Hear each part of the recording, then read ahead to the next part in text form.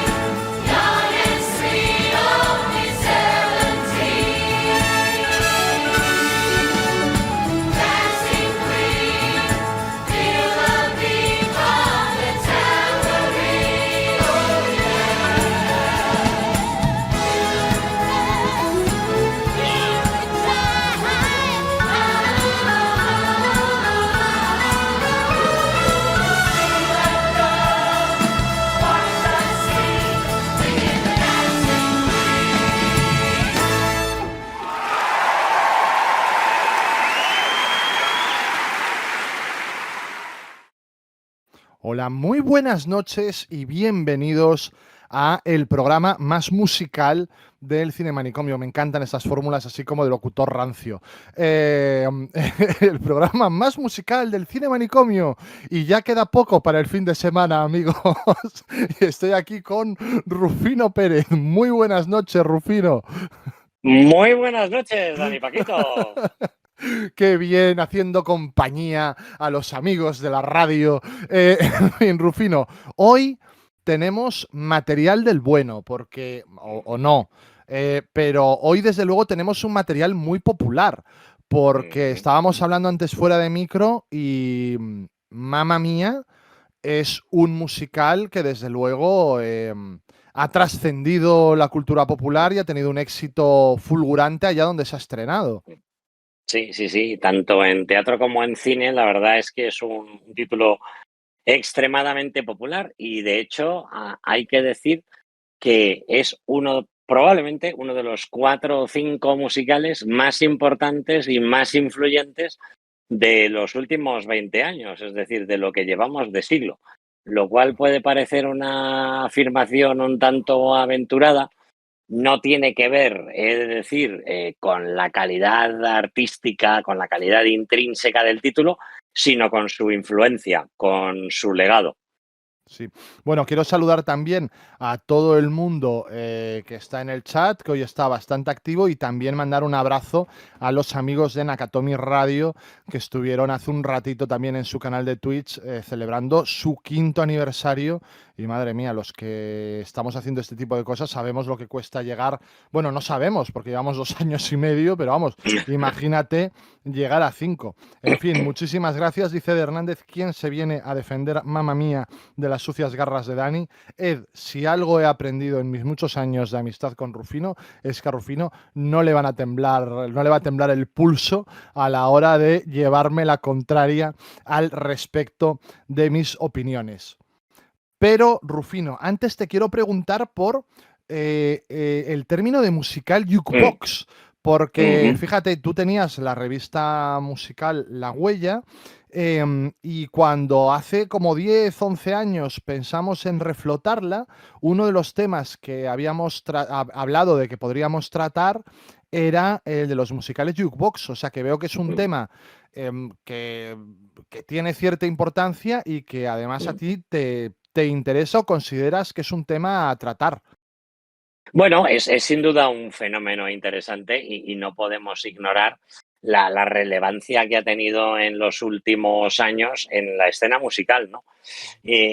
Pues si te parece, sí que podemos hacer un poquito nada más de historia.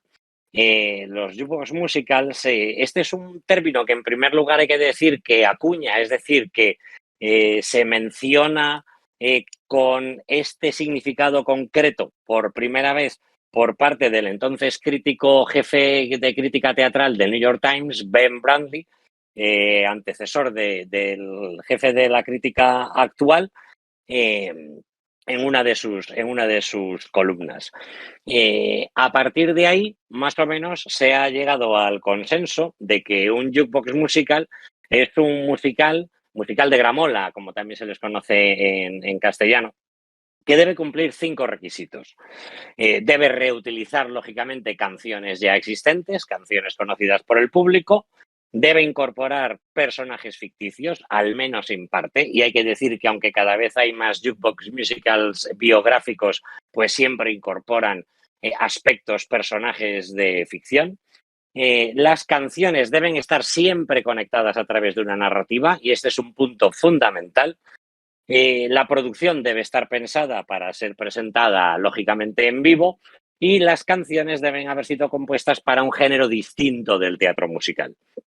Bueno, pues estos son, digamos, los 5 prerequisitos que forman o que definen un jukebox musical. A partir de ahí, pues los estudiosos han definido incluso varias subcategorías dentro de este subgénero, ¿no?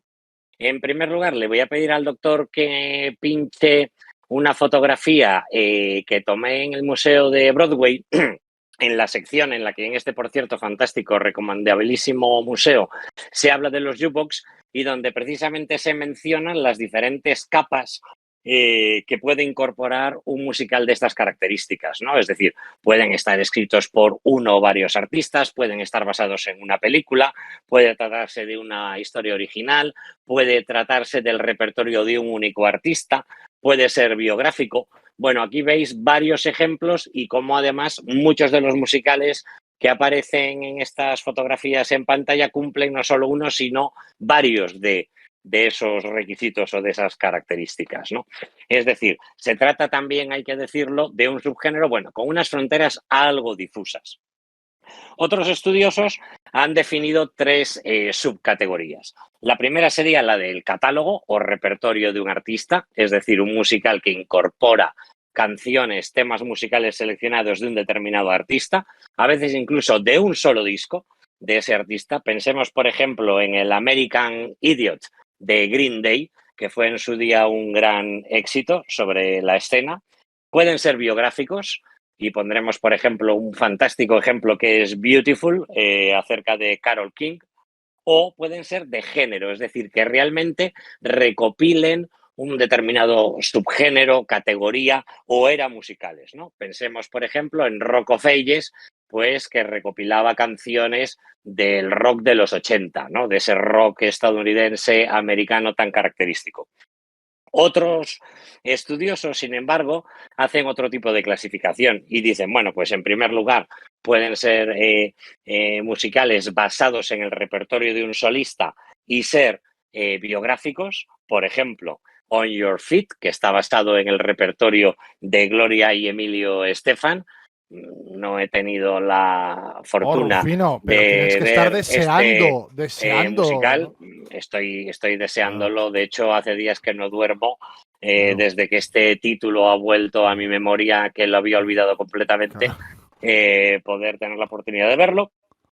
Puede ser también de un solo artista, pero con una narrativa de ficción. Pensemos así en otro muy interesante título, este sí, al menos, que tuvo bastante éxito, Girl from North Country, basado en el repertorio de Bob Dylan y con un libreto de un dramaturgo relevante de los últimos años, Conor McPherson. Menudas Puede tratarse coreografías tenía que tener, ¿no? Unas coreografías eh, espectaculares. pocas. Había algo de, bueno, había un tono, era un tono folk, ¿no? La Sí. historia, ambientada en la América profunda, bueno, daba pie para algo, digamos, de baile de esto así en plan country, pero bueno, desde luego Sí, no era un musical de brilli brilli, como os claro, podéis imaginar, ¿no? claro. Musicales de múltiples artistas, pero nuevamente biográficos. Podría ser la antología Motown de Musical, que al final lo que hace es hablarte de la vida del gran productor, del legendario productor de la Motown, de Barry Gordy. O puede tratarse de múltiples artistas, pero con una historia de ficción. Y hay un título ahí interesante, por ejemplo, que sería Disaster, que incorpora canciones, sobre todo música disco de los años 70, y es una parodia de ese cine de catástrofe Mm. de los años 70, ¿no? Bueno, un título seguro interesante. Suele mencionarse una quinta categoría. Yo creo que esta está más en el límite de lo que podríamos considerar jukebox, que es la de las puras adaptaciones cinematográficas, ¿no? De películas que ya lógicamente tuvieran canciones en su banda sonora. Yo lo veo un tanto forzado porque al final ya existía una narrativa, ya las canciones tenían pues una cierta intención narrativa, dramática, no era simplemente pues la elección más o menos aleatoria o caprichosa del catálogo de uno o varios artistas, ¿no? Pero bueno, hay estudiosos que también consideran esa clase de títulos como jukebox, ¿no? Y pues un ejemplo reciente de los últimos años sería la adaptación escénica de Chitty Chitty Bang Bang, por ejemplo. Y Es perdona, Rufino, sí. cuando hicimos Los Gruñones, el programa sobre el aniversario de Cantando bajo la lluvia, Uh-huh. defendimos que Cantando bajo la lluvia Correcto, ya era un musical jukebox en su momento. ¿Tú lo correcto. encuadrarías como musical jukebox y ahora su Sí, adaptación teatral también? lo iba a mencionar en un Ah, momento porque perdón. está precisamente, no, está para mí en la protohistoria del género, ¿no? Vale, perdón, perdón, Como adelante. último rasgo característico es importante diferenciar los jukebox de las reviews o revistas. Es decir, siempre ha habido o ha sido frecuente encontrarse en escena con antologías de determinados compositores, géneros y demás, pero sin ninguna clase de intención narrativa. Simplemente revistas que iban acumulando pues canciones de uno o varios artistas y ahí pues tienes títulos como Ain't Misbehavin', basado en el repertorio de Fats Waller, Jelly's Just Lamb, basado en el repertorio de Jerry Lord Morton, o sin ir más lejos, Side by Sondheim, esa maravillosa antología de los años 70 que nació en Reino Unido, pues no dejaría de ser una revista, pero no un jukebox, porque realmente no hay un hilo narrativo suficientemente sólido al menos, ¿no?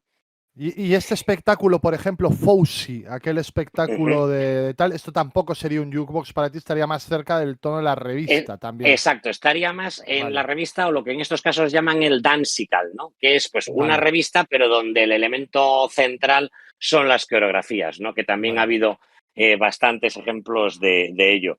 Como decía al principio, pues Mamma Mía es un musical tan influyente que a partir de su estreno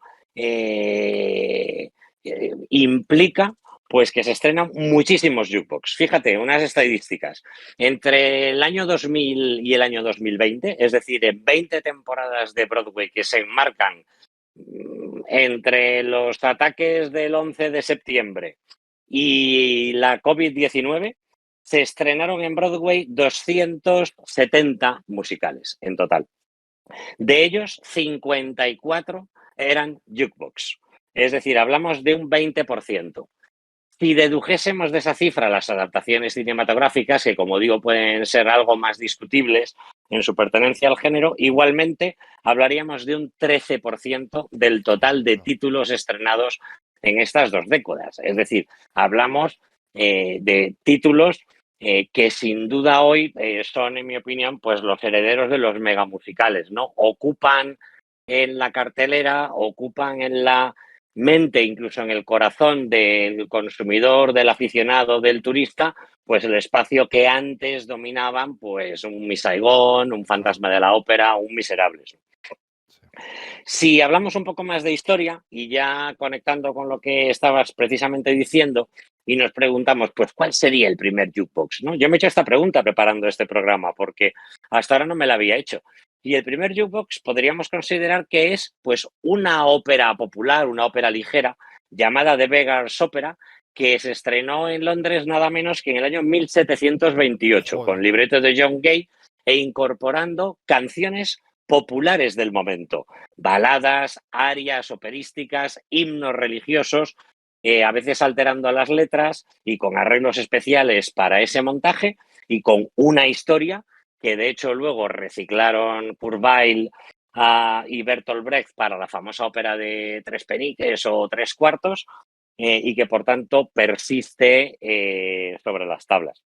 Hay que pegar un salto de casi 200, de más de 200 años para encontrarnos con un precedente tan sólido como sería Un americano en París en el año 1951, que lo que hace es recopilar canciones del repertorio de los hermanos Gershwin, o 1952, como tú decías, con Cantando bajo la lluvia, que lo que hace es recuperar, a instancias, de hecho, del propio productor del filme, de Arthur Freed, las canciones que él había escrito con Nasio Herb Brown entre los años 1929 y 1939, es decir, veintitantos años antes y fundamentalmente para otros títulos cinematográficos.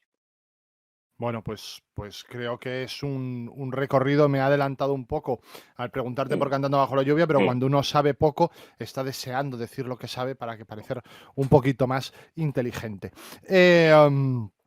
Vámonos, si te parece, Rufino, entonces, a centrarnos en Mamma Mía. Y si nos centramos en Mamma Mía, antes que nada, habrá que hablar un poquito de ABBA, entiendo, claro. ¿verdad? Claro. Bueno, yo creo que ABBA es un grupo tan popular, tan conocido por todos, que basta con que demos 4 pinceladas. Ya lo sabéis, un grupo sueco que estuvo activo entre 1972 y 1982, es decir, una carrera relativamente corta, y con 4 miembros, los compositores Björn Ulvaeus y Benny Andersson, junto con las que entonces eran sus parejas.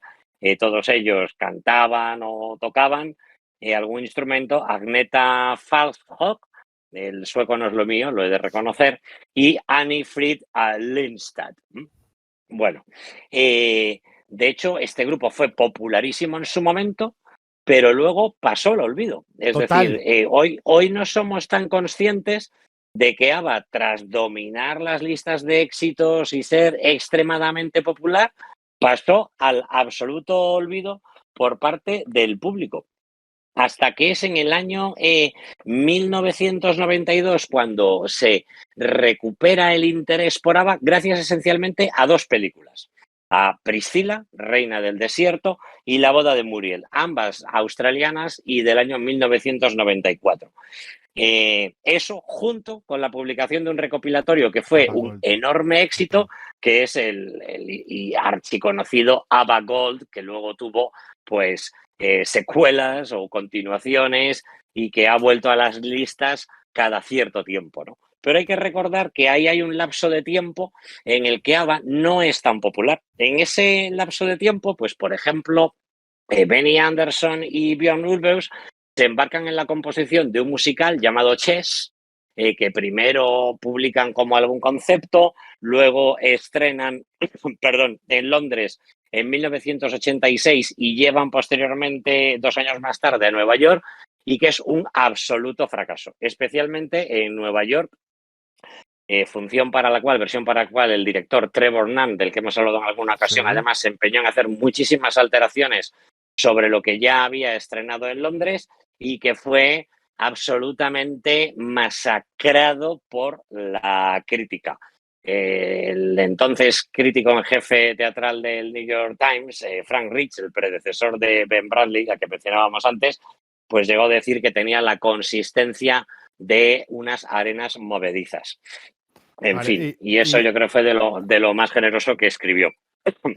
yo primero, fíjate, ahora me alegra escucharte decir esto de que ABBA pasó durante cierto tiempo en el olvido, porque yo ABBA lo descubro cuando sale el ABBA Gold. O sea, yo por edad no pude ser testigo en tiempo presente del Claro. éxito de ABBA, y yo es cuando sale ABBA Gold que me pregunto, ¿pero de dónde sale este grupo? Y cuando lo empiezo a escuchar, pues yo disfruto muchísimo. O sea, más allá de que Mamma Mía me guste más o menos, las canciones de ABBA para mí son un must y totalmente disfrutables. Dice de Hernández, Rufino, me encanta que los musicales jukebox antecedan por mucho a los propios jukebox. Y esto tiene cierta gracia, sí que es verdad. Y yo quiero preguntarte, Rufino, ¿tú has escuchado Chess? ¿Es tan malo o se merece las críticas tan negativas? No, merece, fíjate, Chess, además de existir varias versiones discográficas, existe una versión en concierto disponible en vídeo con un fantástico reparto, y tuve la ocasión de ver también una versión en concierto dramatizada en Londres hace unos años, nada más y nada menos con Michael Ball, entre otros, y es un musical interesante. Yo creo que tiene un problema con el libreto. Bueno, nos habla de un ajedrecista estadounidense compitiendo con uno ruso en la final del Mundial de Ajedrez. Lógicamente, pues la política de telón de fondo en una época en la que todavía existía el telón de acero, con historias amorosas por el medio. El libreto tiene una cierta complejidad, por cierto, Steve Rice, el que está detrás del libro y de las letras, y es de esos musicales que yo creo que todavía a lo mejor, pues si se sigue trabajando en ellos, pues acabarán dando con la tecla, pero es apreciable, ¿eh? Y tiene algunas canciones fantásticas y números que sin duda recuerdan muchísimo a la impronta de los compositores de ABBA, ¿no? Como One Night in Bangkok, ¿no? Que es un número especialmente célebre de este musical. Vale, perfecto. Pues si quieres, Rufino, saltamos ya directamente a Mamma Mía. Bien, a partir de ahí, piensa que cuando a la productora, una productora que es Judy Kramer, se le ocurre, porque es ella la que tiene la idea de plantearse un musical conectando basado en las canciones de ABBA, y abro nuevamente paréntesis, no es el primer caso. Alain Boublil, al que todos conocéis, Sí. coautor de Los Miserables, junto con su hermano Daniel, había escrito para la televisión francesa un musical reutilizando canciones de ABBA llamado ABBA Cadabra, y que lo que hacía era fusionar El cuentos título infantiles. está muy bien tirado, Rufino. A mí el título me gusta, ¿eh? Pues esto es un musical francés televisivo del año 83, y que ese mismo año Cameron McIntosh, como le gustó mucho la idea, llevó a la escena londinense, pero sin demasiado éxito, ¿no? También con letras adaptadas, lógicamente, a esa historia de, digamos, cuentos de hadas, incluso con un nuevo título escrito por los compositores, por Björn y por Benny para la ocasión. Pero bueno, fue algo muy discreto, pero hay que decirlo, es la primera ocasión en la que se utilizaron canciones de ABBA para un montaje teatral. ¿Y eso se puede encontrar hoy en día, ese ABBA Cadabra? Porque me encanta. ABBA Cadabra, el disco se puede encontrar, al menos el disco original francés, y a partir de ahí, pues yo creo que es difícil encontrar mucho más material. No se ha revivido tampoco posteriormente. Vale, perfecto. Bueno, como os decía, Judy Kramer tiene esta iniciativa. Había conocido precisamente durante la producción de Chess a Björn y a Benny, les propone la idea, pero precisamente habían salido tan escaldados de la experiencia de Chess que no muestran especial entusiasmo. Hasta que, gracias al revival de su música, bueno, pues empieza a hacerles más gracia la idea. A partir de ahí, Kramer, la productora, enrola para escribir el libreto a una dramaturga de bastante prestigio, Katherine Johnson, y también como directora del futuro montaje a una directora muy prestigiosa que ya había hecho teatro, Shakespeare, ópera, que es Philly Lloyd.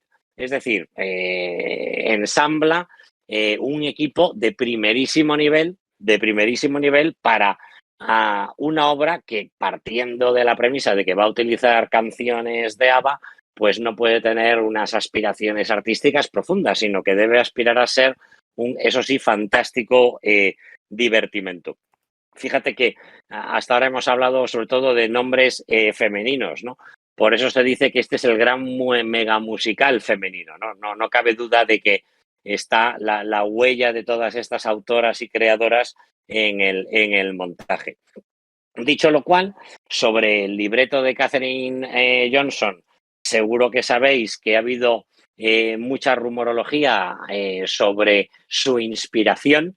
Hay una película de 1968 de Melvin Frank llamada Buonasera, Mrs. Campbell, con un argumento extremadamente similar y que de hecho dio pie también a un musical con partitura de Barton Lane y Alan J. Lerner del año 79, Carmelina, que pasó muy desapercibido y del que nunca se ha vuelto a oír hablar. Bueno, como os decía, al final Judy Kramer consigue convencer a los compositores, consigue reunir a un equipo de primer nivel y finalmente el musical se estrena en abril del año 99 en el Prince Edward de Londres. Lleva tantísimo, hoy sigue en cartel, tantísimo tiempo que ya ha sido este montaje inquilino de 2 teatros más, porque en 2004 se trasladó al Príncipe de Gales y en 2012 a su actual residencia, que es el Novello, en homenaje a Ivor Novello, del que habéis hablado en alguna ocasión también en este programa. Bueno, fue un éxito de público arrollador desde el primer momento, aunque lógicamente la recepción crítica fue más fría. Consiguió 4 nominaciones a los Olivier, si bien solo obtuvo un triunfo que fue el de Jenny Galloway como mejor secundaria en el papel de Rosie. De ahí salta muy rápido a Broadway, como es lógico, dado el éxito de Londres, y está en cartel desde octubre de 2001, nada menos que hasta septiembre de 2015, lo cual significa 5.773 representaciones. 5 premios Tony, eso sí, 5 nominaciones a los Tony, 0 premios en el año en el que, por cierto, triunfó Dorothy Modern Millie, que algunos podrían considerar también que no deja de ser un jukebox. Mencionaremos rápidamente los principales repartos. En Londres, Donna era Siobhan McCarthy. En Nueva York fue Louisa Peter.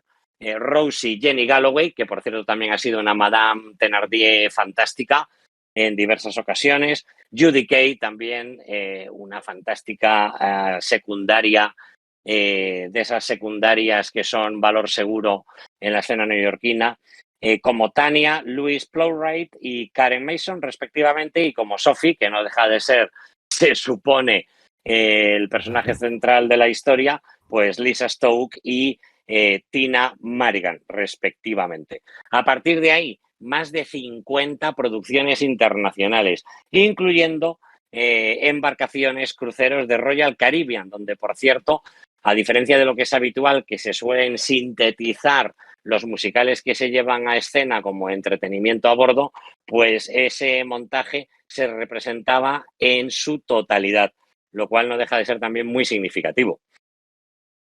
Si saltamos a España, pues hemos visto Mamma Mía en 3 ocasiones. Se estrena en el Lope de Vega en noviembre de 2004, con Nina al frente del reparto, y tras 3 temporadas da el salto a Barcelona, donde está unos largos meses, de noviembre de 2007 a enero de 2009, es decir, casi un año y medio. Y a partir de ahí de gira por muchísimas ciudades de la geografía española. En total, pues la friolera, porque es una cantidad muy respetable, en España 2.087 representaciones.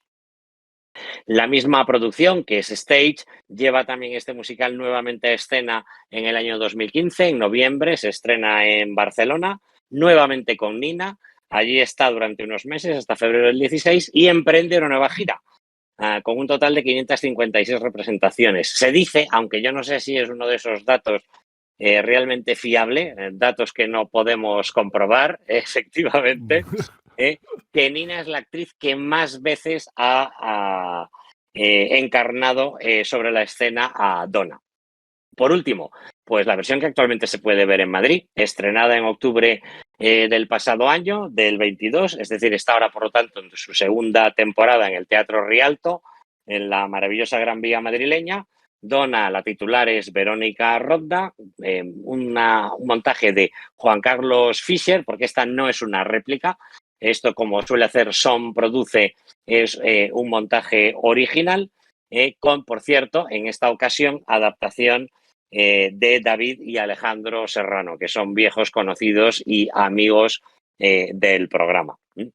Esa es la versión que todavía hoy, de hecho, se puede ver en Madrid. Yo no he podido verla, no sé si tú has ido a verla, este montaje, Rufino. Pues yo por vocación profesional la he revisitado hace un par de semanas precisamente, porque era un musical que tampoco tenía especialmente fresco. Y a ver, lógicamente hay que afrontarlo con la expectativa adecuada, ¿no? Pero he de confesar que el elenco no me entusiasmó particularmente. El montaje es un montaje solvente, no es un musical que tenga una puesta en escena, por otra parte, complicada, no va de eso en absoluto. Pero bueno, creo también que como hay tantísimos musicales hoy día en cartel en Madrid, perdón, pues me imagino que las luchas por el talento por parte de los directores de casting de las productoras madrileñas deben ser encarnizadísimas. Bueno, y aquí pues no tenemos un reparto, me temo, de primer nivel. Hay un esfuerzo encomiable, no dejan de ser solventes, pero yo creo que es un musical que bascula muchísimo, muchísimo sobre la calidad de la interpretación. Yo creo que es un elemento fundamental para que el musical aterrice bien. Fíjate, escuché yo en un podcast, claro que no quiero meter yo en un compromiso a nadie, así que voy a dar iniciales, a un periodista amigo de este canal también, que podríamos denominar J.S. Decir que... ¿quién será? ¿Quién será? ¿Quién será? Me voy a hacer sangre pensándolo. Decir que el montaje le había parecido un poco una baratija, incluso la puesta, o sea, la escenografía incluso. Y decía, claro, hay que tener en cuenta que hay mucha gente que viene a Madrid a ver musicales y que a lo mejor si te dejas 80 euros y entras y ves esto, pues regu. Y decía, tengo miedo de que esto sea un poco la gallina de los huevos de oro y estemos un poco matando al musical a base de montajes baratos. Bueno, a ver, el otro día en una entrevista hasta el propio David Serrano decía que no es sostenible la cantidad de musicales que hay en cartel en Madrid porque sencillamente no hay, creo que, suficientes aficionados, ya no con el presupuesto, sino incluso con el tiempo de poder acudir a tantísimos musicales, ¿no? A ver, el montaje para mí es razonablemente solvente porque, como digo, no es un título que exija una gran puesta en escena, una gran escenografía al final. La acción transcurre en prácticamente un único espacio, ¿no? Con lo cual yo en ese sentido creo que es razonable. A mí, honestamente, me duele más pues que no haya intérpretes de mayor calidad, que lógicamente, ojo, no deja de ser también algo que el presupuesto condiciona, ¿no? Claro. Bueno, y yo quiero hacerte la pregunta que te hago siempre, Rufino. ¿Tú cuántas veces has visto Mamma Mía en directo? Pues no tantas, es decir, el musical probablemente lo vi en su momento, hace muchísimos años, y ni siquiera me preguntes dónde, porque no estoy ni siquiera seguro. Y ahora lo he revisitado. La película he de decir que la he visto muchísimas veces, ¿no? Pues ya hay que tener ganas, Rufino. Si quieres, pues hablamos de la... Para Ah, terminar, déjame simplemente añadir, bueno, no voy a entretenerme explicando qué números musicales incluye. Por supuesto, están todos los grandes éxitos de ABBA, Honey Honey, Money Money Money, Thank You for the Music, Mamma Mia, Chiquitita, Dancing Queen, Super Trooper, Gimme Gimme Gimme, Voulez-Vous. Y en el segundo acto ocurre algo que para mí es muy problemático y de hecho se resuelve mucho mejor en la película. Y es que se encadena un número extenuantemente largo de baladas, ¿no? Porque fíjate, prácticamente arrancamos con One of Us, SOS, luego tenemos un pequeño alivio cómico gracias a Does Your Mother Know, pero luego retomamos con Knowing Me, Knowing You, Our Last Summer, Sleeping Through My Fingers y The Winner Take It All, que sí, es una enorme balada, pero yo creo que uno de los problemas que para mí tiene, fíjate, la versión teatral en desventaja frente a la cinematográfica, es que el ritmo en el segundo acto cae a plomo y roza en algunos momentos el encefalograma plano por la cantidad de baladas, de momentos íntimos que se encadenan en un musical que no deja de ser una fiesta pensada para el público. Y a mí es una cosa que observé con muchísimo interés en la reciente visita al montaje de Madrid. No es algo que me parezca que la audiencia acuse especialmente, quizás ese sea un problema más personal mío, pero yo creo que el ritmo cae demasiado a plomo en el segundo acto. Es habitual también que el primer acto musical sí, sí. sea muy superior al segundo. Todo el mundo llega con menos fuerzas, desde los creadores hasta el equipo técnico y el propio público. Pero es verdad que yo creo que ahí hay un enorme desnivel que, como digo, se resuelve mucho mejor en la película y que me sorprende que luego además ese aprendizaje no lo hayan incorporado pues Sí. a una nueva versión del título teatral, ¿no? A partir de ahí, pues poco más que decir sobre el montaje teatral, la verdad. Bueno, hablando de producciones teatrales baratas de Mamma Mía, en el grupo de teatro en el que estoy, estuvimos 3 años rodando por toda Galicia con Mamma Mía y Emulando el éxito que ha tenido el montaje por todo el desde mundo, en luego, definitiva. claro, claro, claro. Y yo tenía un pequeñito papel y salía en la escena de la despedida de soltero. Y fíjate, tú, Rufino, te fijas cuando vas a los musicales, tú dices, tengo esta teoría, me voy a fijar en cómo reacciona el público y tal y cual. Yo como actor también tenía una teoría y entonces hice algo, un experimento maravilloso, Rufino, y es el siguiente. Yo salía a escena con una escobilla de váter. Una escobilla de váter limpia, comprada de los chinos. Una escobilla de Ah, váter que nunca se había usado. Pero qué honra. previamente la mojaba en el baño Vale. con el grifo. Entonces, cuando salía al escenario, agitaba a modo de agua bendita la escobilla de váter, salpicaba al público y creo que jamás he percibido unas reacciones de asco tan, tan profundas entre el público. ¿Estás seguro?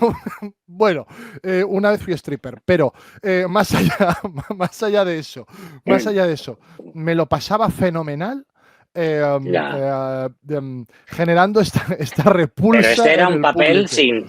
sin personaje, de hecho, ¿no? No, bueno, es el amigo de. Ojo, es que yo para los nombres soy espantoso. Es el amigo del El novio. amigo de Sam, del prometido de Sofía. Exacto, que en la película interpreta un chico de color que después medio que se Mm, lía, tiene un número vale, musical, sabe mamá que estás aquí. Piper, vale, era el que Piper. se.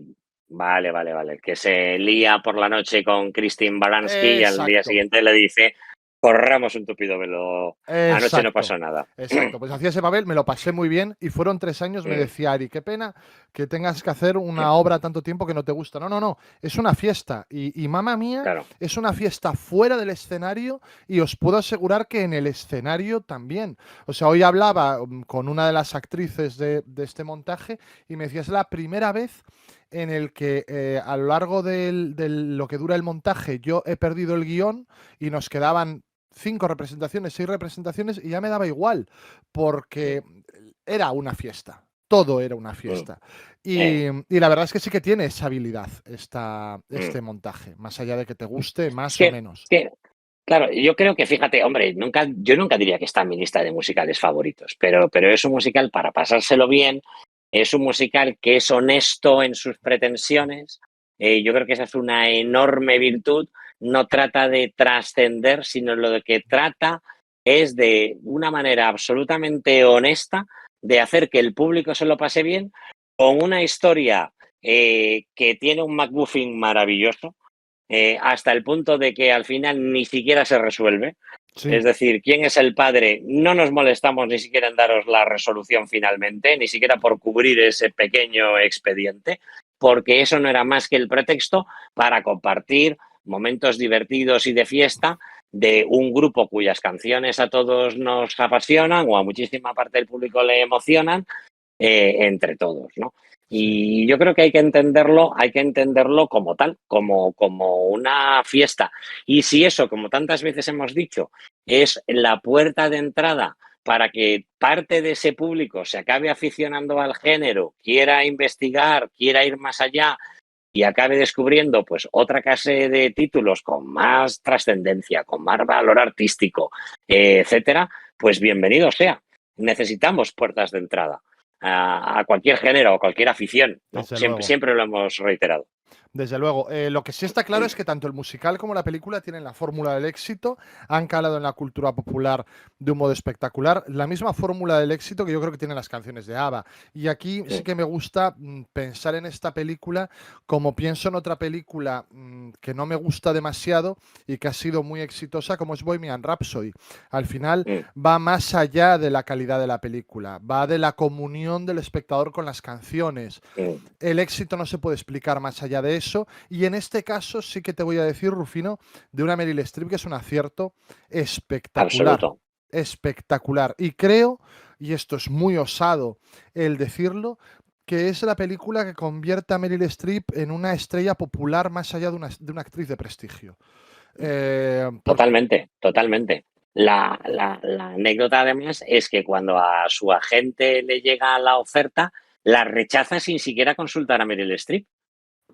que Meryl Porque Streep claro, había visto el musical en octubre de 2001, o sea, justo después del atentado de las Torres Gemelas en su estreno, y había escrito que una de hecho carta a fue los una productores. inyección de alegría y de vitalidad para el público neoyorquino, es verdad, Exacto. y acaban descubriendo de rebote que se estaba considerando su nombre para la protagonista y dice, por supuesto, esto lo tengo que hacer naturalmente, y se lanza de cabeza. Y Y lo está hace, entregada. no, no, absolutamente. O sea, ese famoso, ese icónico momento en el que salta sobre la cama tocando las puntas de los pies, eso es 100% Meryl Streep. Eso Sí. no se lo dice el coreógrafo Anthony Van Lass, tienes que hacer esto. No, no, eso sale de ella y de su manera de entender y de identificarse con Donna, ¿no? Es decir, al final no deja de aplicar el mismo rigor que cualquier otro papel y yo creo que, a ver, sin duda es uno de los aciertos. El casting en general creo que es un acierto Sí, de la película sí. porque lanzarse, atreverse a proponer a tres actores, digamos, con una trayectoria, vamos a decirlo así, seria, respetable, cada uno en su ámbito, pero caray, tres actores cada uno, en Tres fin. estrellas. Eh, tres estrellas masculinas muy diferentes, pero con una carrera muy prestigiosa a sus espaldas. A proponerles que en el fondo es que hagan un poco el payaso, que canten sin apenas afinar, llegando al límite. Pierce Brosnan azorado, cruzando Pinewood Studios porque mientras él iba vestido con el traje de lentejuelas de Waterloo, Daniel Craig estaba rodando el último Bond Claro. y no había cosa que le pudiera dar más pavor que encontrarse a su sucesor por Pinewood y él vestido, en fin, como una lagarterana. Y yo creo que es un absoluto acierto y una vez más pues explica lo que ocurre cuando a nosotros nos ponen canciones de ABBA que perdemos el sentido Total. del ridículo y solo deseamos pasárnoslo bien, ¿no? Total, y yo veo un equivalente aquí en España con el Explota Explota famoso. Creo que Rafael Acarrá es la ABBA del público Correcto, español, o debería totalmente, serlo. Em, totalmente. Fíjate, Pierce Brosnan, que es súper criticado y siempre dicen que es el que Mm. peor canta y tal y cual, creo que está estupendo. A mí es que Pierce Brosnan me Está gusta fantástico. mucho. Creo que está estupendo, está muy Mm, elegante, muy sexy, muy mm, divertido. mm, Creo que cumple perfectamente. Y Pierce Brosnan firmó el contrato tan solo teniendo el nombre de Meryl Streep encima de la mesa. mm, No mm, sabía que era Mamma Mía y dijo: Yo mm, quiero actuar con Meryl Streep. Y mira, acertó mm, mm, de pleno. Qué distinto hubiera sido esta película si la hubiera protagonizado la alternativa, que era Cher. mm, mm, Creo que hubiera sido bastante distinta. A lo mejor igual de paródica, pero mm. desde luego muy, muy, muy distinta. También se barajó para otro de los padres a Bill Nighy, que hubiera sido una Mm. apuesta también muy Mm. divertida. Sí. Hubiera estado muy guay también el verle. Cuando te hablo de que a mí no me gusta esta película, pues no me gusta porque creo que está dirigida de un modo bastante regular. Creo que lo que hace Philida Lloyd, que puede tener un nombre en el teatro, desde luego no da el salto cinematográfico y su posterior filmografía lo demuestra porque le Mm, da el Oscar a Meryl Streep con La Dama de Hierro, pero es una película mm, completamente olvidable mm, también. mm, Y creo que la película está llena de zooms mm, complicados de ver en una película del siglo mm, XXI, de unos cromas en ocasiones uno tanto espantosos. Creo que hay un humor zafio a ratos que, fíjate, para que a mí el humor zafio a ratos me mm. haga torcer el morro, ya tiene que ser estar mal encajado. Pero bueno, lo cierto es que es lo que digo en estas ocasiones siempre. Creo que el montaje tampoco es el mejor Mm. en la película, pero el equivocado soy yo. Está claro que No, cuando... yo creo que lo que dices, yo podría estar perfectamente de acuerdo, ¿eh? Sin eh, tener tantos conocimientos técnicos como para detectar tantas, digamos, carencias de la Philida Lloyd, directora de cine, yo creo que se hace evidente al ojo mínimamente entrenado que, que no hay una directora de cine detrás. Es decir, o al menos, como ha habido en otros momentos, con otros directores que han saltado de un terreno al otro, un director curioso detrás, ¿no? Y hay momentos, pues, especialmente complicados, como puede ser, por ejemplo, el famoso Boulevou, que yo creo que es una escena que cinematográficamente no está muy bien resuelta, no No. está muy bien resuelta, ni desde el punto de vista de la dirección, ni del montaje. Y es seguro que un director más experimentado, y aunque fuera simplemente artesanal, no nos hace falta pues aquí, ¿verdad?, un director de arte y ensayo, pues hubiera resuelto mucho mejor los retos del salto a la gran pantalla de este título. Pero es que yo creo que eh, las canciones, las interpretaciones, una vez Sí. más, me reitero, eh, resisten incluso esa dura prueba, ¿no? Yo creo que la gracia está ahí, que incluso aunque no sea técnicamente una gran película, sin embargo, gracias a las interpretaciones, a los números musicales, a la joy de vivre, ¿no? Al final, a la alegría de vivir que contagia la película, se olvida uno de esos defectos, ¿no? Sí. Por decirte algunas curiosidades más, para el papel de Amanda Seyfried se habló con Mandy Moore, con Amanda Bynes, con Rachel McAdams, que me hubiera gustado mucho ver a Rachel McAdams, porque a mí me gusta mucho ver a Rachel McAdams en casi cualquier sitio, incluso con Emmy Rossum. Y bueno, al final se llevó el papel, pues Amanda No, Amanda Seyfried. Seyfried yo creo que está fantástica Está también, ¿eh? Es estupenda, que yo creo que sí, sí. todo el reparto está muy bien. A ver, mi debilidad, por supuesto, es Christine Baranski, como no, porque además es también una gran Sí. dama de la escena y está sensacional, Está está jugona, sensacional, jugona roba del cada todo, plano, sí. claro, roba cada plano, pero yo creo que sin duda la confección del reparto y por tanto las interpretaciones que se consiguen, hubo muchos ensayos, eso hay que decirlo, en favor tanto de la producción como de la dirección, ¿no? Se ensayó mucho y yo creo que eso sí que luce en pantalla en cuanto a las interpretaciones, ¿no? Incluso a la química, todos Mm, dan la sensación de estar pasándoselo muy bien, de estar casi de vacaciones. mm, Y mm, el drama no es demasiado mm, drama, quiero mm, decir. O sea, mm. al final Para no, nada, para nada, para no hay nada. un conflicto dramático real en Mm, la película. Y está muy bien, fíjate, también hablaron con Olivia Newton-John y con Michelle Pfeiffer para el papel mm, de Donna. Creo que Meryl mm, Streep es un acierto enorme. Y fíjate el reparto, porque la película tiene lugar en Grecia, está basada en música sueca, tiene el título en italiano y está interpretado en inglés por actores americanos, Y mayoritariamente, en inglés británicos. británico. Sí, O sí, sea, es lo que llamaríamos un europudding, total. pero que funciona muy Mm, bien. Meryl Streep fue a mm, Estocolmo, estoy leyendo así datos mm, curiosos que me han mm. llamado la atención de la película. Fue a Estocolmo a rodar, a grabar la canción de The Winner Takes It All Sí, y cuenta la a leyenda y esto. regrabarla, de hecho, porque la Bueno, leyenda exacto. dice, claro, que después de verse, no estaba del todo convencida de un par de inflexiones de su interpretación y dijo, yo me voy a ver a Benny Anderson y a Björn Ulvaeus y vuelvo a grabar estos fragmentos que no me gustan. Dice, pero si ya no hay dinero, me lo pago yo de mi bolsillo, da igual. O Sí, sea, sí. para que veamos lo obsesiva y perfeccionista que es. Y creo que cuenta la leyenda que lo hizo en una sola toma y que Benny Anderson dijo que fue un verdadero milagro.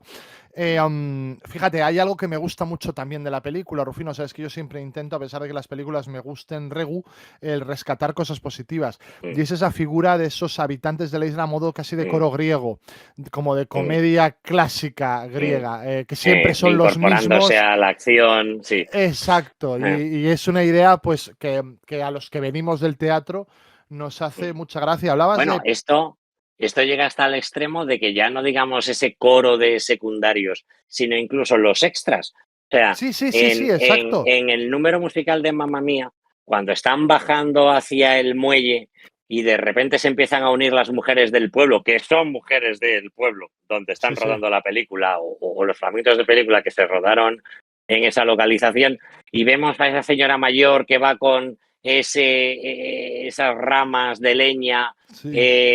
a los hombros y que se une. O sea, la espontaneidad, la sinceridad de esa mujer es que son abrumadoras. Sí, sí. Son esos pequeños detalles los que de hecho yo creo que hacen que el público comulgue tanto y disfrute tanto de la película, ¿no? A pesar Sí. de que no deje de ser intrascendente. Claro, total. En Casino Royale hubo un incendio que afectó a Pinewood Studios y esta, a la vez que Quantum of Solace, fueron las dos primeras películas que se rodaron en el nuevo Pinewood Studios, y esto que Mm, decías tú de Pierce Brosnan mm, y el amigo Daniel Craig. Datos de la recepción de la taquilla, que he de decir que una vez más yo en mi, en mi afán por demostrar que nadie sabe nada, recuerdo una mm, charla con nuestro común amigo Willy en la que le dije, esta película no va a ir bien mm. porque se estrena el mismo fin de semana que El Caballero Oscuro. Se Mm, estrenó el mm. mismo fin de semana, que es un fenómeno que se ha repetido ahora con el Sí, Barbenheimer. sí.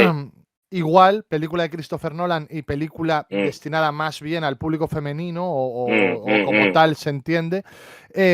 Y mira, que es estrenar el mismo fin de semana que Christopher Nolan es una Mm. garantía de éxito. En diciembre de 2008 esta película se convirtió en la más taquillera de la historia en Estados Unidos, perdón, en Reino Unido, superando a Titanic y Imagínate. mantuvo el récord un añito Mm. hasta que llegó Avatar. Y también tuvo el estreno de un musical más taquillero en Estados Unidos, superando el récord de Hairspray, que es una película, Rufino, de la que me gustaría hablar en algún momento Mm, porque me gusta mm, mucho también. mm. Ya. Yo creo que Em, tenemos una oportunidad más pronto que tarde de hacerlo.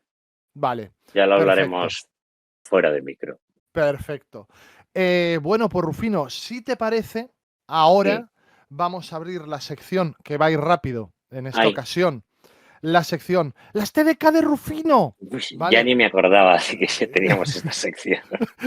No, pero va a ir Vamos a ver. rapidísimo. Va a ir Venga. rapidísimo. Porque normalmente me grababa recopilatorios. Pero Ujú. en una ocasión me grabaste un musical entero.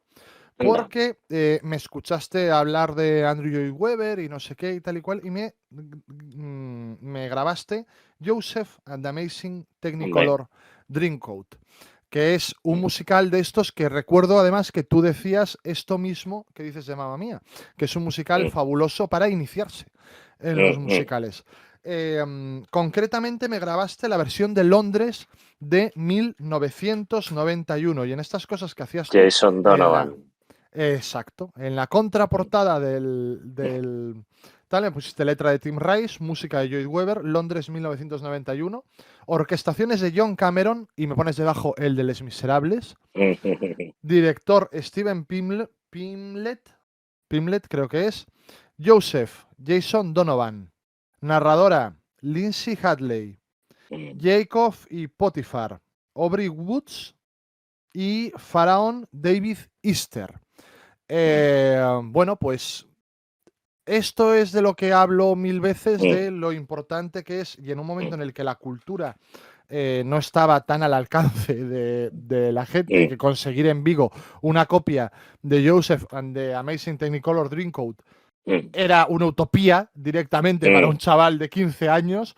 El poder tener acceso a esto, pues es de esas cosas maravillosas de las que siempre estaré agradecido. Pero es verdad que es también uno de esos musicales divertidos, sin demasiadas aspiraciones, pero al mismo tiempo entretenidos y que, pues mira, te explican, no dejan de explicar una historia bíblica que debería formar parte del acervo cultural de cualquier persona mínimamente informada, ¿no? Con lo cual, si eso lo haces a través de un musical divertido, con un faraón a lo Elvis Presley, por ejemplo, pues tanto mejor. Una fantástica también puerta de entrada al género, sin duda, ¿no? Y no está lejos de estar en los primeros lugares en cuanto a calidad de los musicales de Lloyd Webber, porque desgraciadamente, porque yo creo que hay mucho talento y mucho tiempo desperdiciados, pues no ha tenido la carrera que sus primeros títulos prometían, en mi opinión. Y creo que es un musical que daría, por ejemplo, para una película de animación fabulosa. Sin duda. A lo mejor no de acción real, pero de animación daría para una película de animación fantástica. Es que estoy seguro de que El Príncipe de Egipto no ignora ese factor, por ejemplo. Sí, total. Bueno, pues Rufino, si te parece, vamos a ver un vídeo que dará una pista a la gente. Daniel, antes, o sea, tú has dicho que odiabas a Mamma Mía con todas tus fuerzas. Sí. O sea, yo no me voy hoy del programa, al menos de la primera parte, con esa sensación.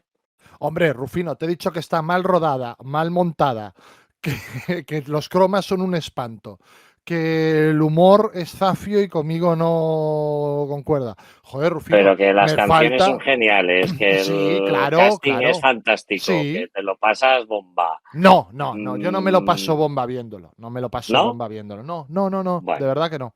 De verdad que no. También es verdad que una de las premisas de este canal es, hombre, ya que viene gente a ver de las películas y tal y cual, no voy a mentir, porque nunca miento, siempre digo si me gusta. El otro día hice un programa sobre Doctor Civago de 2 horas, Rufino, y dije que a mí Doctor Civago me cuesta un poquito, por ejemplo.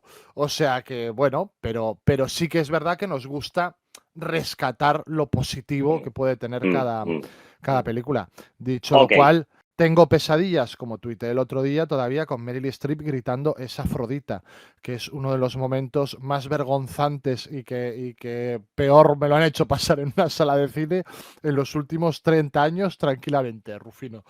Pero claro, no me hagas hablar mal de las películas.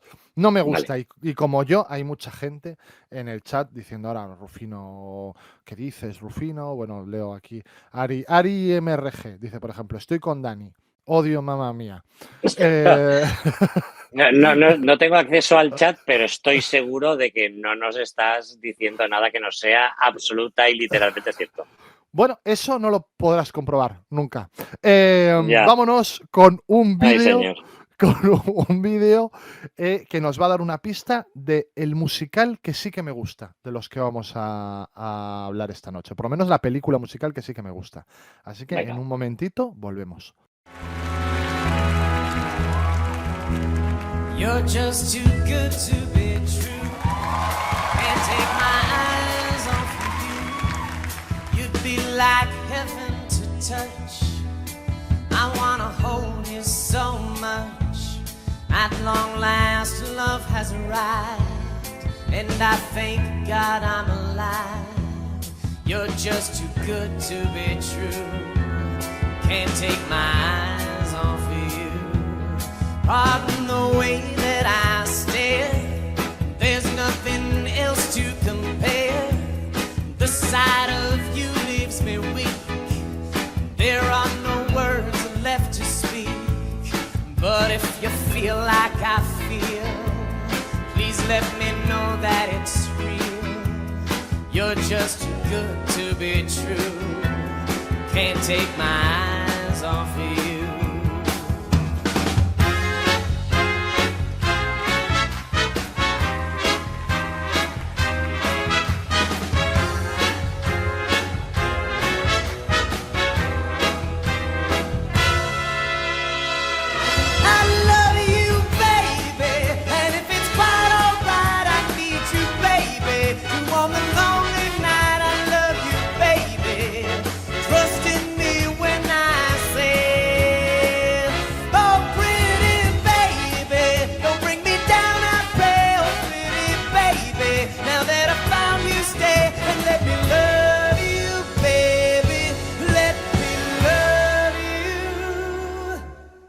You're just too good to be true.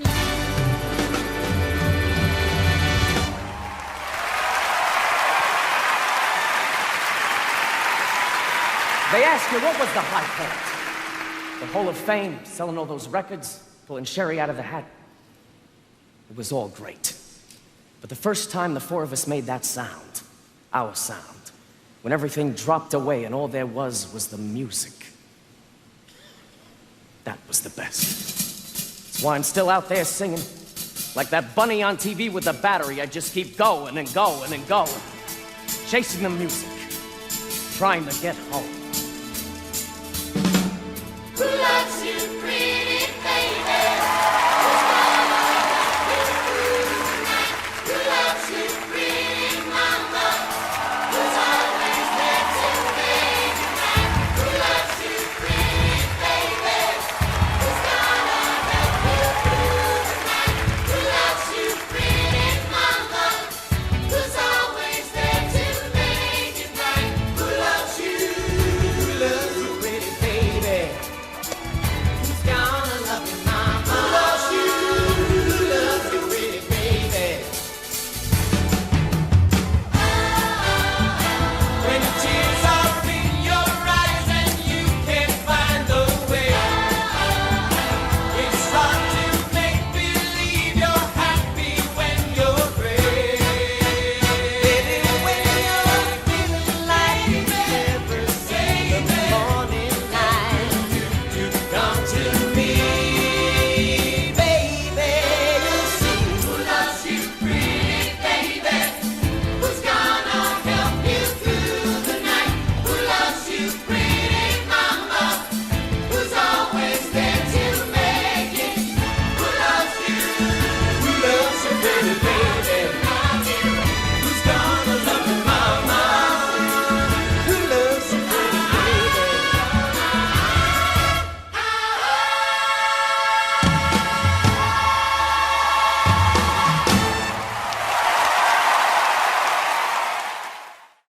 Bueno, fantástico, Rufino. Jersey Boys. Que yo solo tengo contacto con esta historia a través de la película, pero tú nos vas a hablar un poco de la historia del musical. Pero fíjate, es muy curioso porque este era uno de esos musicales que a mí no me atraía lo más mínimo. Nunca había estado en mi lista de visitas pendientes, precisamente de decir, como lo confieso, por su propia naturaleza de jukebox y además por ser un jukebox de los Four Seasons, que tampoco era un grupo Claro, que me interesara especialmente. es un grupo Veo la importante película. en la cultura popular americana, pero tampoco aquí Mm. en España hay una Correcto. cultura de los Four Seasons. Correcto, correcto. Y además para un sector, yo diría, demográfico, sociológico bastante concreto, ¿no? Sí. Pues quizás para el público que no escuchaba a los Beatles o los Rolling Stones, ¿no? Y Sí. esta era quizás su alternativa. Pero como digo, curiosamente, veo la película de Clint Eastwood y es la película y la sorpresa tan agradable que me llevo viendo la película, lo que me lleva, lo que me invita a verla finalmente, por fin, sobre las tablas, ¿no? En Londres, ¿no? O sea, es uno de esos escasos viajes en que en mi experiencia el viaje ha sucedido al revés de lo habitual. Este jukebox, además, es importante porque consagra al género. Se produce un enorme salto de calidad frente a precedentes como Mamma Mía, que es el que hace eclosionar, el que de alguna manera funda el género. Es Jersey Boys el que lo consagra porque da un enorme salto de calidad. ¿Gracias a qué? Gracias al libreto. Pero antes de llegar ahí, vamos a decir rápidamente quiénes eran los Four Seasons, ¿no? Pues los Four Seasons es un grupo que estuvo en activo a partir de 1960, solo con un breve paréntesis entre los años 77 y 79, pues dejó de estar en activo y han anunciado su despedida, aunque lógicamente apenas quedan miembros del reparto original, por así decirlo, para el año 2024. Es decir, han anunciado ya su retirada el año próximo. De hecho, se conoce al grupo desde los años 70 como Frankie Valli and the Four Seasons, porque Frankie Valli, el vocalista, ha sido el único elemento constante de esa formación. Incluso Bob Gaudio, que no dejaba de ser el artífice de los mejores temas, el compositor de los mejores temas de los Four Seasons, pues hay un momento en el que decide retirarse de la escena, ¿no? Y pasar a estar, por así decirlo, entre bastidores. Los miembros originales, Frankie Valli, todavía vivo, nacido en el año 34, Bob Gaudio, nacido en el año 42 y, como digo, todavía vivo, y dos miembros ya fallecidos entre los fundadores, Tommy DeVito, 1928-2020, y Nick Massey, 1927-2000. Tras el éxito de Smokey Joe's Café, que era un musical jukebox con canciones de rock and roll, y Mamma Mía, Bob Gaudio dice, oye, ¿y por qué no hacemos un jukebox partiendo del repertorio de los Four Seasons, ¿no? Y para ello contrata, para que desarrollen un argumento, contrata a Rick Ellis, que es un dramaturgo responsable, por ejemplo, de la adaptación de la novela Peter and the Starcatcher, que es como una precuela de Peter Pan que ha tenido bastante éxito, y a Marshall Brickman, bueno, pues en fin, co-guionista, sin ir más lejos, de Annie Hall o de Manhattan, Claro, es para que cuidado. Claro, ojo, para que desarrollen un argumento. Además, rápidamente también enrolan a Des McAnuff como director, que es un director relevante, del que ya hemos hablado en alguna ocasión, responsable de ese Tommy por fin encarnado en escena, director artístico del Teatro de la Joya Playhouse en San Diego, y al que también el material le interesa muchísimo. No era inicialmente, no estaba pensado como un musical para nada biográfico. Lo que pasa es que cuando Ellis y Brickman empiezan a hablar con los miembros originales de los Four Seasons, pues descubren que hay una historia muy interesante detrás, porque esta era una banda, pues no deja de ser una boy band en su estilo de Una los años proto boy 60, band. 70.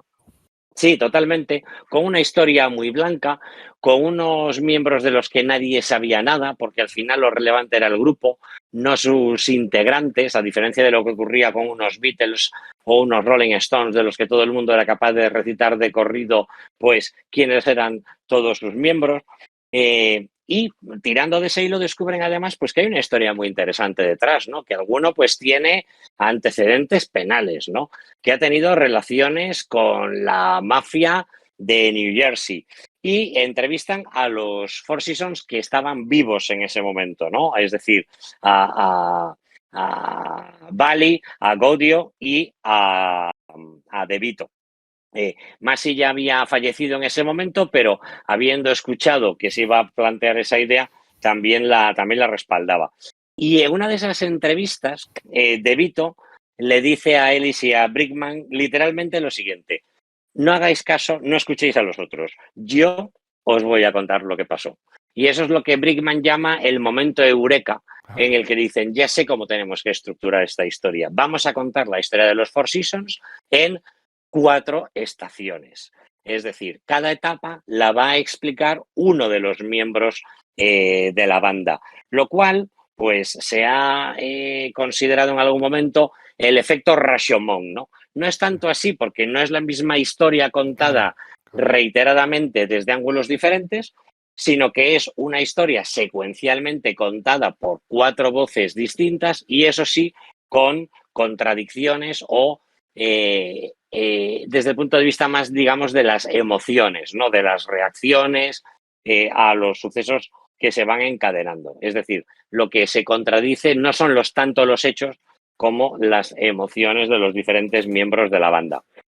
Bueno, la idea desde luego le gusta mucho a Gaudio y al resto.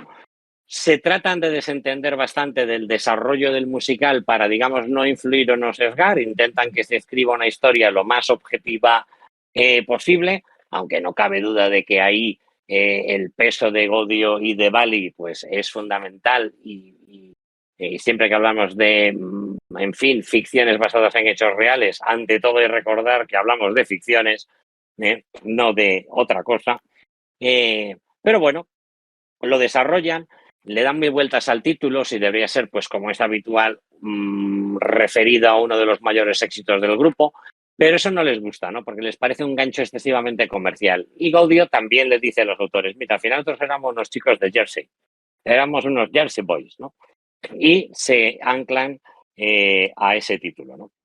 El musical se estrena y está en cartel un tiempo en La Joya, en el teatro que dirigía artísticamente McAnuff, en San Diego, y de ahí ya salta en noviembre de 2005 a Broadway, donde está hasta nada más y nada menos que enero de 2017. Estos son 4.642 representaciones, ni más ni menos, con muchísimo éxito entre el público y también con una razonable aceptación por parte de la crítica, que aprecia determinados valores, ¿no? Sin duda el libreto, que hace un esfuerzo siendo biográfico por narrar una historia consistente, que resulte relevante, interesante y que está muy bien armada. También hay que reconocer que tiene este musical un impacto demográfico, atrae a los baby boomers, sobre todo estadounidenses, es decir, el foco ya no es tanto el turista que visita Nueva York siendo internacional o doméstico, sino esa franja generacional a la que interpela el repertorio de los Jersey Boys, tan profundamente americana y que a lo mejor no estaban interesados tanto en ir a ver otros títulos como, imaginemos, Wicked.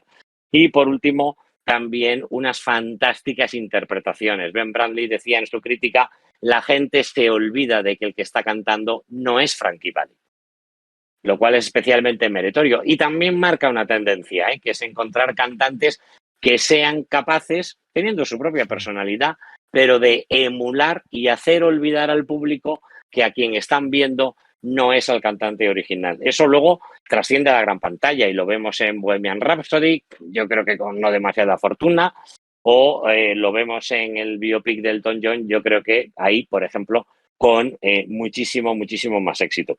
Ahí el mérito es de John Lloyd Young, que es quien interpreta a Frankie Valli, ¿no? Y obtiene, de hecho, el Tony al mejor actor, al igual que el secundario es galardonado Christian Hoff por el papel de Vito.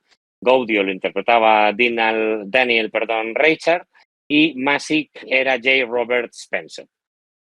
Fíjate que el musical había tenido tanto éxito que incluso luego, muy poco después, cierra, como digo, en enero del 17 e en noviembre del mismo año reabre, pero en el Off-Broadway, es decir, en un teatro más pequeño.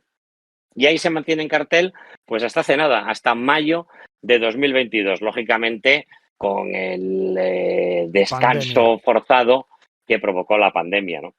En Londres, pues de febrero de 2008 a marzo de 2017 y nuevamente en un teatro también algo más pequeño entre agosto del 21 y ha anunciado ya que cierra el próximo mes de enero del año 24, también una vez más con el lapso inevitable de la pandemia.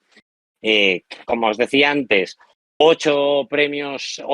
nominaciones a los premios Tony, obtiene 4, cifra nada desdeñable, y entre ellos, pues el más codiciado, el de mejor musical, además del de actor, secundario, como ya he mencionado, y iluminación.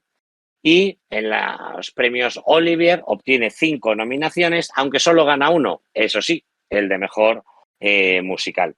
En cuanto a la partitura, pues incluye todos los grandes éxitos de los Four Seasons, que es verdad que, bueno, siempre nos han sonado, ¿no? Aunque seguro que no tanto como ese público, esos baby boomers que mencionábamos, ¿no? Silhouettes, My Mother's Eyes, Who Wears Short Shorts, Jerry, Walk Like a Man, Can't Take My Eyes Off You, Who Loves You. En total, 31 canciones están en esta partitura, de las cuales 27 son completamente diegéticas, es decir, tampoco hay ninguna timidez a la hora de simplemente poner en escena los Four Seasons cantando en un concierto.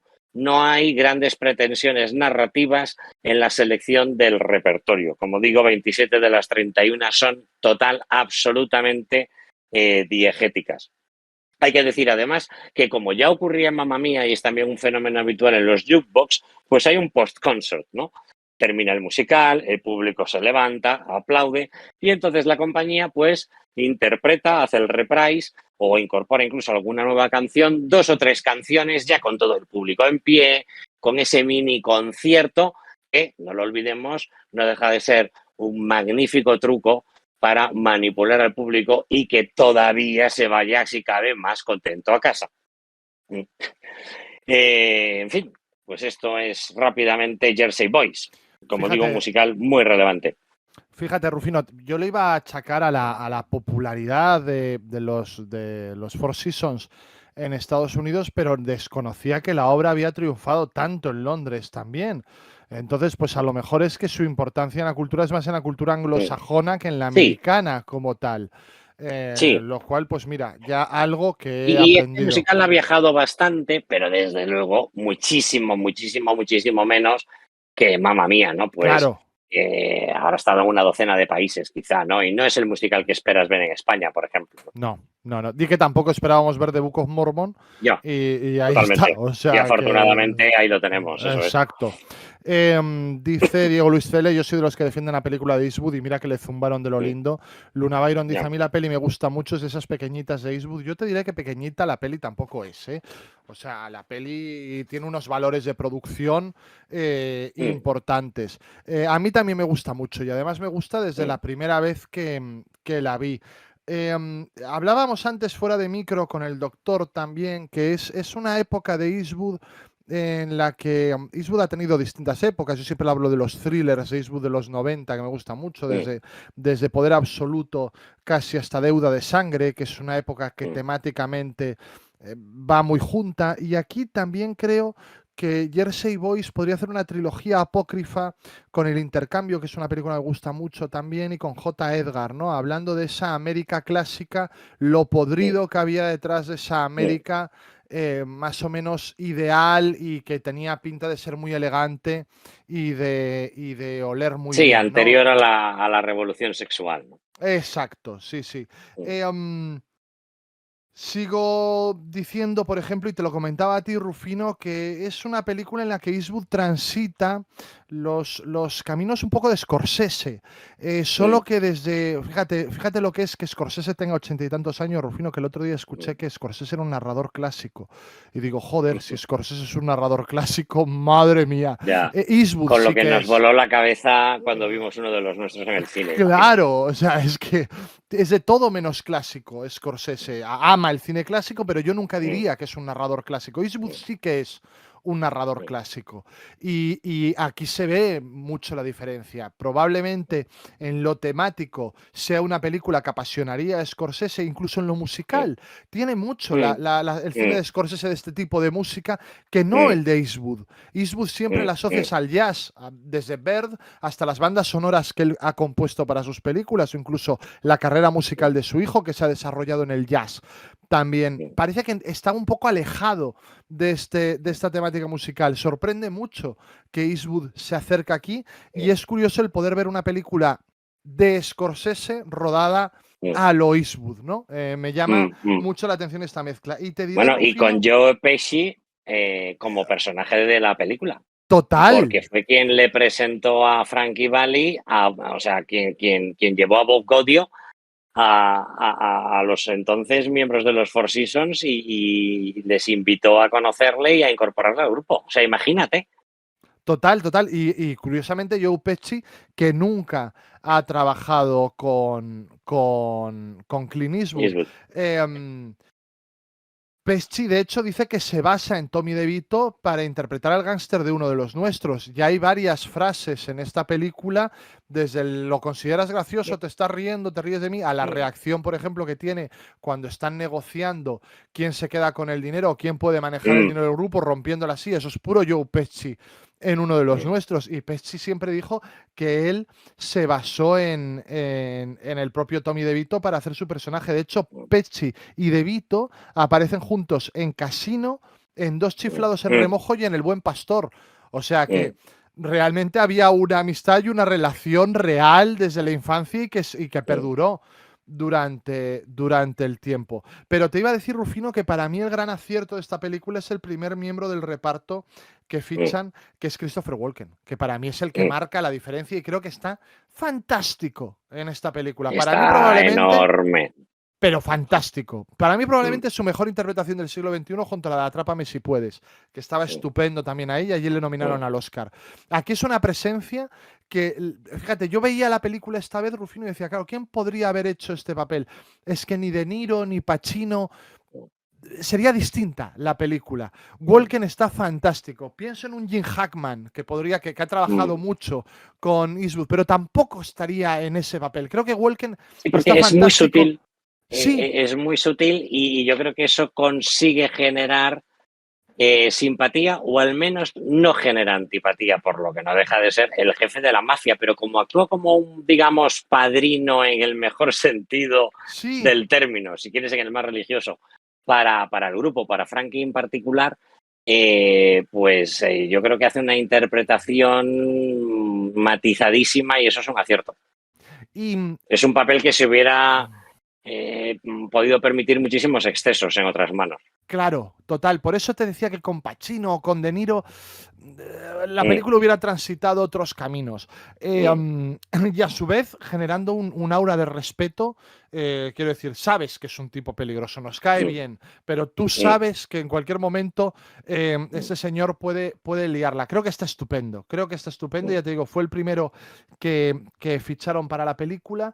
La película iba a dirigirla Jon Favreau.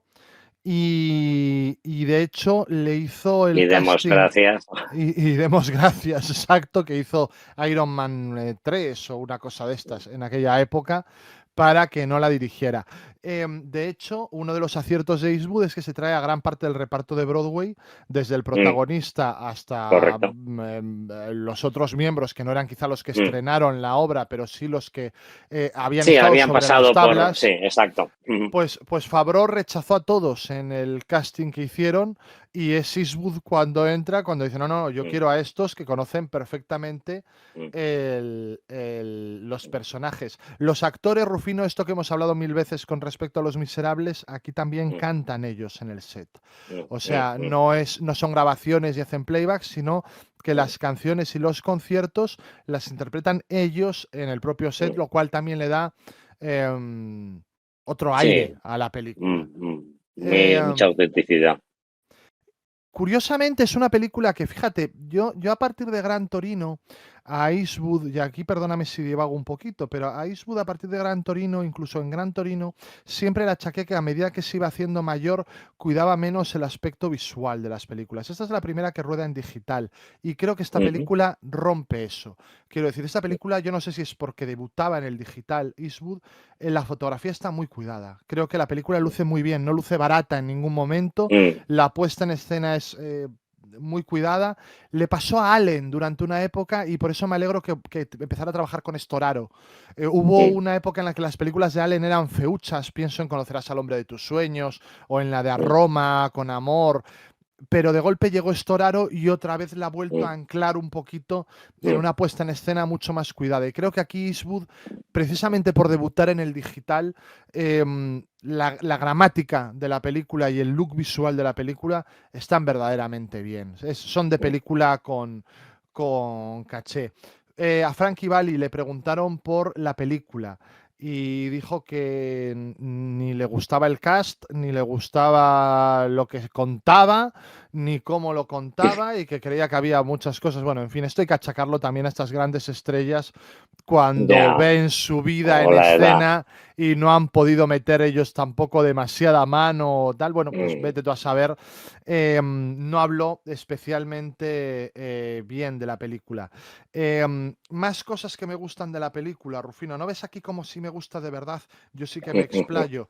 Mira, hay una cosa que no me gusta y es que la canción más conocida, por lo menos en Europa, de los Four Seasons, aunque no porque la cantaran los Four Seasons, que es Can't Take My Eyes Off You, es una de las canciones que Rosalía y yo bailamos en nuestra boda. Tú estabas allí presente, probablemente no te acuerdes, pero vamos, es una canción que a mí me gusta infinito.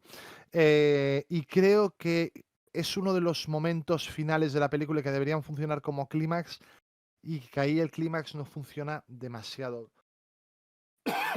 demasiado bien. En cambio, este número musical de Reprise que tú dices que se daba en el teatro, en la película lo dan también en los títulos de crédito y hace algo muy bonito Eastwood. Y es que el final de ese número musical, los actores se quedan congelados, pero no se queda congelada la imagen. Quiero decir, son los actores los que además se Sí, percibe especialmente que quedan congelados como al final de una representación teatral. mm, Y creo que es un modo de Eastwood de rendir homenaje a decir, esto tiene un sí. Y origen sale todo el teatral reparto, y claro, sale todo sale el todo el reparto. reparto compartiendo el mismo espacio. Está claro que ese es un homenaje al origen teatral de la pieza, ¿no? Y el único Y momento en el que Eastwood tuvo un reto razonable de puesta en escena, digamos, coreográfica, ¿no? sí, sí, y está muy bien resuelta, ¿eh? Quiero decir, Mm. no es Bob Fosse, Es evidentemente, entrañable, es un pero momento sí, entrañable. No tiene mucho más, pero es verdad que es un momento entrañable, ¿no? sí, señor. Y por último, si quieres, Rufino, dije, tengo que encontrar un dato que no puedes comprobar, porque claro, la gente lo pide, tengo una responsabilidad, tal, Mm. toda la mañana buscando información para Hoy lo ofrecerte, Rufino. comentábamos en Foro Coches. Sí, ¿verdad? ¿Verdad? Sí, lo comentábamos. Llega el momento de los datos que no puedes comprobar. Rufino, te vas a quedar helado, tío, con este dato. Es... a ver qué te parece. Desde El aventurero de medianoche es la primera película de Clint Eastwood que no se estrena en Finlandia. ¿Qué te En, parece? en, en, en En Murcia, Finlandia. No, en Finlandia, en Finlandia. Quiero decir, yo me puse a en buscar porque dije, Finlandia. sí, exacto, en Finlandia. Yo me puse a buscar, dije, esta película tiene pinta de que no se estrenó en Finlandia. Bueno, Y entonces pues dije, ahora coño, no se entiendo la estrenó en tasa de Finlandia. suicidios de los Claro, finlandeses. claro, O claro, sea, claro. Claro, claro, dije, si se pierden títulos como este, ¿cuál será la última película de Clint Eastwood que no estrenó en Finlandia? Y me puse a ver todas. Space Cowboys, Deuda de Sangre, pues, pues todas. me voy mucho más tranquilo a dormir ¿Verdad? conociendo este dato tan ¿Verdad? Y relevante. ojo, a lo mejor es mentira, Ya, que es lo bonito de ya. esto, de los datos que no puedes comprobar. Ahora Pues poneos a yo tengo buscar. amigos finlandeses y ahora mismo Claro, les voy a enviar hombre, un WhatsApp hombre. en finlandés, que además sabéis que es una lengua que domino Es en Suomi, casi ¿no? tan bien como el élfico. Son Claro, sí, sí. Sí, sí. dos lenguas casi muertas que domino perfectamente, esas dos y el euskera. Y pues en alguna de las tres lenguas le preguntaré a este colega finlandés si recuerda haber visto Jersey Boys en cine o no. Pues ahí os dejo los deberes. ¿Qué os parece? Es maravilloso este programa. Rufino trae datos interesantes, pero yo también. ¿Qué os creéis? Sin ¿Eh? duda, sin O duda, sin duda. sea, desde luego. Bueno, una gran película, una película que si alguien no ha visto, yo creo que hay que recomendar, que está muy olvidada, como se decía, dentro de la filmografía de Eastwood y que es de las buenas de su Sí, filmografía, que sí, no es señor. decir poca cosa. No, cuidado. Cuidado. Bueno, Rufino, hasta aquí el programa de los Jukebox Musicals con Mamma Mía Ujú. y con Jersey Boys, pero tenemos cita grande el Ujú. 23 de noviembre en un Ujú. programa que, mira, no voy a decir cómo lo vamos a hacer. Voy a decir el tema, pero que la gente Vale. se sorprenda cuando vea cómo lo vamos a hacer. Ujú. Rufino, te enfrentas a uno de tus retos más ambiciosos, a la altura de los 30 musicales imprescindibles. Llevábamos mucho tiempo dándote la lata con que esto tenía que suceder. ¿Qué va a suceder el 23 de noviembre? Pues primera entrega de 2 de Sondheim at the Movies. O sea, Vamos a hablar de Stephen Sondheim en la pantalla Stephen Sondheim en el cine y en la eh, televisión. y en la televisión. 2 entregas. La primera el 23 de noviembre en un programa que por sus circunstancias va a ser muy especial. Ahora bien, otra cosa, ¿sabes qué va a ser también muy especial? El programa que tenemos, y ese no te lo puedes Mm. perder, Rufino. No, desde luego que no. El lunes 6 emitimos la entrevista que le hicimos a José Luis Alcaine, la vamos a presentar Frusna y yo, en el Almería Westerfield Festival. Esta historia que he contado 1000 veces, pero que me enorgullece especialmente, que nos dijo 15 Hombre. minutitos. Y después estuvimos 2 horas y dijo, pues yo quedaría un rato más. Y Eso mira, que os ha pasado varias veces ya, de hecho, demuestra lo enormes entrevistadores y aficionados que sois. y es de esas cosas que nos vamos a llevar para siempre. No te miento, Rufino, si te digo que es uno de los programas, para mí top 3, que me voy a llevar del Cine Manicomio cuando esto cierre. Porque vamos Lo a hacer entiendo Frusna y yo la perfectamente. presentación y después yo me voy a ir a la televisión a verlo con Rosalía en 50 pulgadas, porque además Diego Deco y Swan Vidal grabándolo, Frusna y yo Ya, preguntando, o sea, es que esto es maravilla. Y al final es, dijo, nos vamos, hacemos una foto y dijo, os doy el teléfono y mandadme cuando tengáis la entrevista, mandadme un WhatsApp. Un tío que tiene oro 5 molido, Goyas. oro molido, Claro, maravilloso. cuidado eso. Lunes Historia 6 viva del cine. a las 10 de la noche. No os lo perdáis. Muchísimas, muchísimas gracias, Rufino. A vosotros, muy buenas noches a todos. Gracias al doctor a los mandos técnicos y gracias a todos vosotros al otro lado. Nos vemos el lunes 6. Adiós.